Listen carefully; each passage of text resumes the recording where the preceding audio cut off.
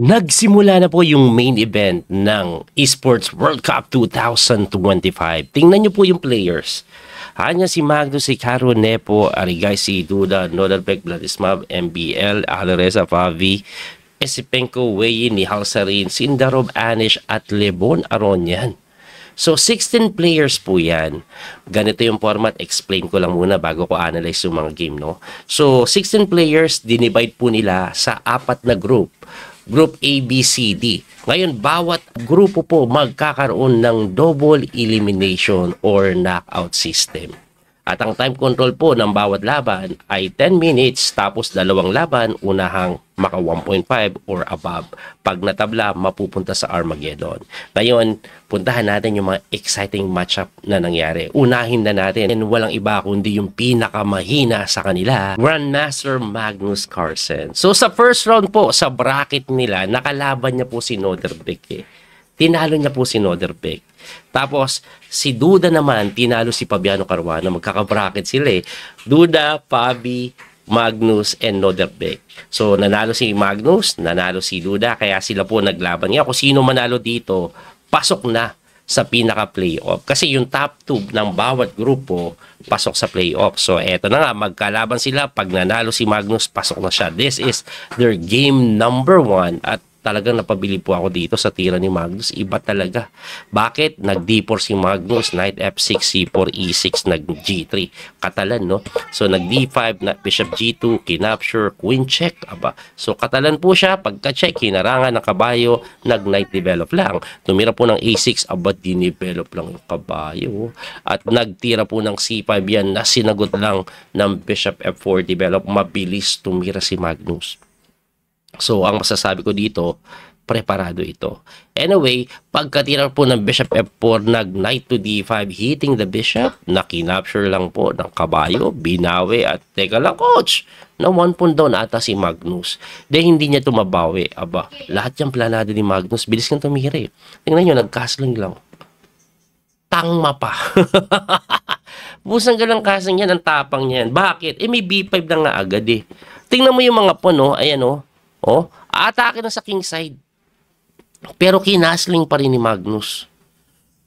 Hirap sikmurain yan kung hindi mo alam. Pero mukhang preparado si Magnus. Eh. Mabilis tumira. Ayan, oh, nag-queen lang po sa may C2 and then nag-bishop P7 develop, which is mistake na daw according po sa engine. Ibalik ko lang, no, ang pinapatira kasi ng engine is Knight to B6 instead of that bishop. Baka gusto niya po dito yan lumabas later on.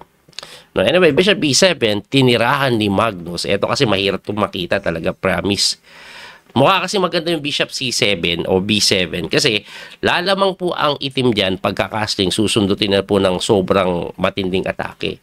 Pero Magnus Carlsen, talagang plinano niya pala ito. Nakita niya po yung number 1 engine move na E4. Grabe. Nagpakain lang ng pawn. Libre yung pawn. Actually, kaya nga po nag-bishop siguro yan dito eh, para hindi makapag-e4. Pero si Magnus, in-e4 pa rin. At yung e4 na yan, hindi po tinex yan. Tinirahan lang ng bishop to e7. Develop lang. At yun yung number 1 engine move. Ngayon, ang gusto ko malaman, ano ba kasi mangyayari pag tinikman? Libre. May knight g5.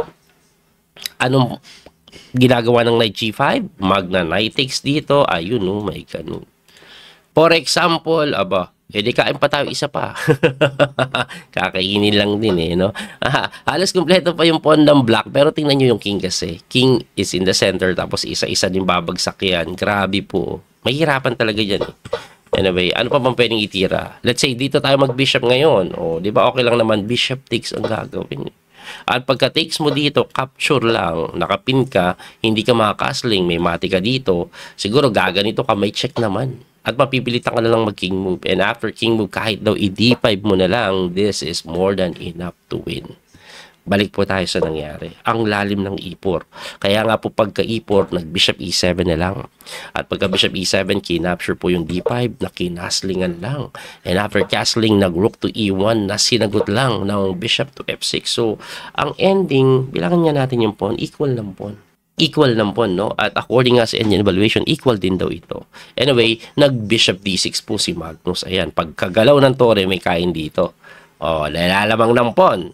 Pero hindi pinansin yan. Kinapture lang po yung d4. Chess player din si Duda. Kasi pag tinix mo ito ngayon, let's say kinapture, may tira ng D3 and that pawn is too strong, na bishop is too strong. Kahit quality up ka, wala. Kasi kakainin nga lang ito or knight takes and then mamaya babagsak to. Grabe yung magiging atake sa king side. Kaya po, ang ginawa ni Magnus, nag-knight takes muna sa D4 and then after knight takes D4, tumira po ng bishop takes to D4, rook takes to D4 and then nag-queen sa F6 na mali na. Ibabalik ko lang ng konti, coach, bakit hindi po nag-rook E8? Yan nga yung best move eh. Pero tingin ko po, ayaw niya ng rook E8 sa kadahilanan na may rook takes E8, queen takes E8, and then titirahan ka lang daw ng kahit nga queen E4. Labang daw po ito sa endgame. Like example, takes, capture, pair of bishop, may pass pawn. Clearly better daw for white eh. Ibalik natin, that's what engine suggesting. Pero si Duda, ang ginawa niya po is nag-queen to F6. Ang cute naman kasing tingnan. May threat ka na dito, may threat ka pa dito. Parang lamang. Pero may simpleng tira dyan na kanya pong hindi nakita. Rook to H4. Yes, libre yung bishop, pero mati ka dun, boy. Kaya nga po na pa 8-6 yan. At pagka 8-6, kinapture na, quality down. Anyway, kahit quality down yan, rook F4, tumakbo, kahit papano, hindi pa rin ganun kadali kasi may mga pass pawn dito later on, pwedeng umatake. Nag-rook to D4, nag-knight jump, and lalakas pa yung knight going to D3. Tinirahan lang ng bishop para bantayan. Nag-rook to D8, queen D2, and then queen B6. Ang aking pong pakiramdam, susuportahan yung mga tulak-tulak dyan later on. Anyway, nag-queen to E3, nag-bishop takes to D5. Yan yung pinakamali. Balik natin, no? Ang pinakamaganda daw, lumipat na lang yung bishop. Like dito, and then dito, and then dito. Yung knight makakatalon doon. Something like that ang sinasuggest. Pero yung takes is mali. Bakit? May bishop to G2. Grabe si Magnus, chess player din. Anong meron dyan? Mapupunta na po sa endgame.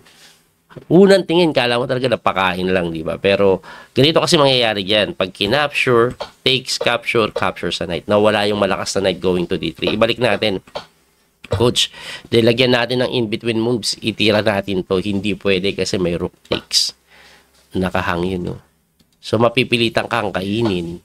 Of course, babawiin. Oh, and then, pagka-takes mo, endgame pa rin. Quality up, easy win. Grabe, no? Nakita agad ni Magnus yan. Bishop G2, napakagandang tira. Napilitan nga, mapalit yung pyesa. Ayun, so, quality up. Malinis na ito. Pero, alam niyo naman, pag mababang oras or blitz game, rapid game na walang increment, anything can happen. At ayan na nga, pinapalit ni Magnus, of course. If you're white, don't exchange. Or, kung ikaw yung si Duda, black, huwag kang papalit kasi lugi ka ng material eh. At eto tinula ko, mali, kinain lang yan eh. Ang tamang tira daw is bishop F5. Para walang check dito. No? Para walang check sa diagonal na yan. Kasi kakainin mo na eh. Tapos gaganito ko. Pero nag C3, kinapture lang, and then nag B4. Maatake, nagugulo talaga. Nag-rook lang doon na mali. Ang tamang tira daw is rook to E3. Bakit kaya? Ating ang intention niya kakainin niya to later on kung hindi kakain. And then, pag nag-queen takes ka naman dito, kain ito eh. Anyway, ang ginawa nga is nag-rook doon, tinulak yung pawn. Ayun, bantay din pala talaga yung dito para makain mo, no? Nakabantay. Tinulak yung pawn, good move, kinapture lang doon, chumek sa ilalim, humarang, kumapture ng pawn, takes at according sa engine, equal pa daw ito. Equalize pa ni Duda, no? Quality up pero mahirap kasi may mga perpetual dahil hindi safe yung king. Check. Kinapture. Ayan, no? Pagilid pa daw ito eh. Pero after queen F1, queen E4 check, tumakbo dito po. Nagkamali si Duda. Kasi, tabla daw po ito, queen D5, halos walang magawa yan. Make sure na nababantayan mo yung check. Pero Magnus kasi, pagkatira po ng queen C2, grabe, ang bilis nakita ni Magnus, easy win. Alam mo kung saan? Check. O, nawala yung bantay. Pagka-king mo, boom. Nahamon, napalit, tapos ang labada. At ayan na nga po ang nangyari. This is quality up. This is easy win to the point na nag-design na lang po dito kasi hindi makatawid yung king, ipipin ka, and then isa-sacrifice, and then pro-promote. At dahil doon, game 1 panalo si Magnus. Anong nangyari game number 2? Tabla. Ayan o. So, siya po ang nag-move on sa playoff. So, isa siya sa top 8. Ang matinding laban, tingnan po natin sa pagitan po nila Ali Reza at Hikaru Nakamura. Puntahan natin ha. Ito po, no? So, yung game 1 po nila na tabla. By the way, bago ko ituloy, si Ali Reza, tinalo niya po si Wei. Tapos si Hikaru, tinalo niya si Sindarov. Ngayon, ito pong laban na to, kung sino manalo dyan, pasok na sa playoff. Yung matatalo, may chance pa sa lower bracket. Anyway, game 1, tabla. And then game number 2, tabla na naman. Kaya napunta po sila sa Armageddon. At anong nangyari sa Armageddon? Ito po nangyari sa Armageddon. Mahaba-haba yung tirahan dito eh. Kaya bibilisan ko na lang. So Bishop opening ang ginawa ni Hikaru. Tabla lang kailangan ni ni Hikaru. By the way, kung titingnan yung oras, ang laki ng lugi ni Ali Reza kasi yan yung binid niya eh. Bidding Armageddon kasi ito, kung sino mababa ang oras, siya po ang magbablock. Ngayon yung block, kailangan lang ng tabla, panalo na sa match. Ayan po ang nangyari. Grabe, gulo. Talagang nagkagulo sila at nakapasok. Ayun, tagilid agad si Hikaru dito. Pero hindi pa ito madali ayan, medyo equal, pero tingnan nyo yung king ang gulo no? Hinamon, tumakbo, kumapture sa A7, equal pa rin. Pero ang problema, hindi naman po tabla ang kailangan ni Hikaru, mas win siya eh. So, nag-B6 para hindi makain yung B7 pagka-check, no? Nag-A3 para hindi makapasok dito yung Reyna. Na sinagot lang ng king move. Nag-knight doon na yan yung pinakamali ni Hikaru. Ang best move daw is Queen A4. Ayun, para hindi daw makatakas basta-basta yung king. Oo nga, no? Anyway, gumanon, naka-check, at dahil doon, nadali yung Reyna. Kaya napilitan yan, gumanito. At pagka ganon, takes, capture, pang, boom. Ayun, pulong yung kabayo. Hindi po makatakas dahil sa ganon. At dahil doon, winning na po ang itim. Pero hindi pa po natapos yan. Kasi walang increment ito at nagsimula yung laban na lamang sa oras si Hikaru, di ba? Dahil may bidding nababa oras ni Ali Reza. At kung titingnan nyo po, 1 minuto na lang si Ali Reza, 2 minutes si Hikaru. Yes, winning for black, pero pwede niyang i-plug down ito. Ayan Tingnan nyo po yung oras pababa ng pababa yung oras ni Ali Reza. Si Hikaru, pinoprolong niya lang yan. Pinapatagal niya lang. Pinapatagal niya lang po yung resulta yan. Make sure na hindi matapos agad yung laro. 34 seconds na lang. Mabilis si Ali Reza Pero 34 seconds na lang po ito. Siyempre gusto lang ni Ali Reza ng tabla. Yun. Umanon. Check. 29 seconds. Ang bilis si Ali Reza. Daming tira pero ganyan pa rin yung oras niya. Walang niya Naka-pre-move to Sobrang bilis Pina-plug down siya ni Hikaru pina-plug down siya ni Hikaru. Pero wala 24 seconds, daming tira. Bawat 1 segundo, 2 tira nagagawa. Gumanon. Mali. Kasi pagka rook C4, may ganon. And then dito, bumagsak yung pawn. Pero lahat po yan ay planado ni Ali Reza. Kasi dahil dyan, boom, easy draw. Kaya ang tawang tira niya, 22 seconds na lang, wag kainin yan.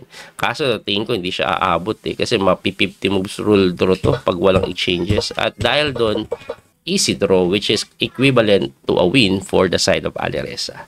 So, si Ali Reza kasama na ni Magnus at si Hikaru nasa loser bracket. Hintay pa siya kung sino mananalo doon. Yun ang kanya mga kalaban para malaman kung sino pa yung isang papasok sa group nila. Anyway, for the other group, sa group B, ang nag-qualified si Arjun Erigaisi after beating MBL sa Armageddon. Hindi ko na i-analyze kasi may isa pa akong larong gustong silipin. Ito ang pinamakagandang laro kagabi. This is between Levon Aronian and Andrei Esipenko. Naghalimaw si Aronian, 99.2% accuracy, sacrifice na matindi. Grabe. So sa game 1 po nanalo doon si Levon Aronian. It was very equal, opposite pa siya pero galing ni Levon. Condition talaga. Kaka-champion niya lang ng Las Vegas Ngayon game number 2, black siya in a must-win situation si Andrei Esipenko. Nag-D4 po si Esipenko na sinagot ng Knight F6. Tapos nag-Knight lang sa C3 na sinagot ng D5. Nag-Bishop F4 so Jobaba London na sinagot ng C5. Pagka C5 nag E3, kinapture, takes, and then A6 lang. Pagka e6, nag-knight develop lang din, nag-knight to e5, bishop to d7, and as you can see, mabilis sila pareho tumira. Pagka bishop d7, nag-e3 lang. Ang unat naman nun, e6 lang, and then queen d2, intending to castle on the queen side. Pagka queen d2, nag-rook c8, ayan, sige, mag-castling ka. Ready ko pyesa ko dyan. Nag-bishop e2, and then queen b6, umaatake na sa may queen side na sinagot ng castling. And dito na medyo lumalapit na sa pangmalupitan na tirada. Nag-queen po yan sa may a5 eh.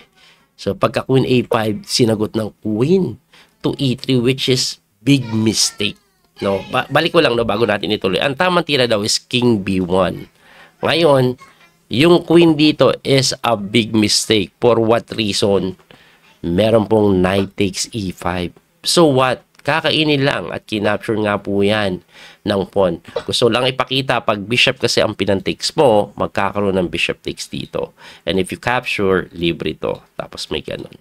Okay? Kaya nag-pawn takes eh, thinking na yes, you can take my pawn, pero may kain ako dito eh. Pero grabe si Lebon. Grabe si Lebon. Isang brilliant sacrifice ang pinawalan. Rook takes knight immediately. Wow. Nakakapagtaka, di ba? Pero wag kayong magtaka kasi pag kinapture po yan ng pawn, let's say kinapture ng pawn, queen ang pinang-capture eh. Pero pag nag-capture ka ng pawn, knight jump.